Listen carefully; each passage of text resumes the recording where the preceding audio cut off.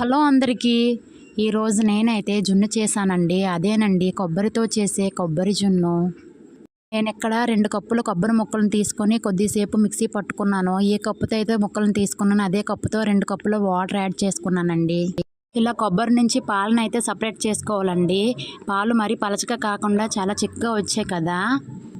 ఈ పాలల్లో కొంచెం పాలను వేరే గిన్నెలోకి తీసుకొని అందులో కొంచెం కార్న్‌ఫ్లోర్ యాడ్ చేసుకొని ఉండలు లేకుండా కలుపుకోవాలండి. మొత్తం పాలల్లో అయితే ఇలా కార్న్‌ఫ్లోర్‌ని యాడ్ చేయొద్దు, ముద్ద ముద్దలుగా ఉండిపోతుంది. ఇలా కార్న్‌ఫ్లోర్ కలిపిన పాలను మిగతా పాలల్లో వేసి స్టవ్ పైన పెట్టుకొని అందులో కొంచెం ఇలాచి అదేవిధంగా కొంచెం పంచదారను కూడా యాడ్ చేసుకొని లో ఫ్లేమ్లో పెట్టి ఉడికించుకోవాలండి.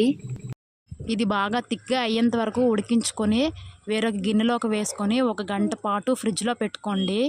టేస్టీ జున్ను అయితే రెడీ అయిపోతుందండి. చాలా బాగుంటుంది. ఒకసారి మీరు కూడా ట్రై చేయండి. అలాగే మన ఛానల్ని సబ్స్క్రైబ్ చేసుకోండి.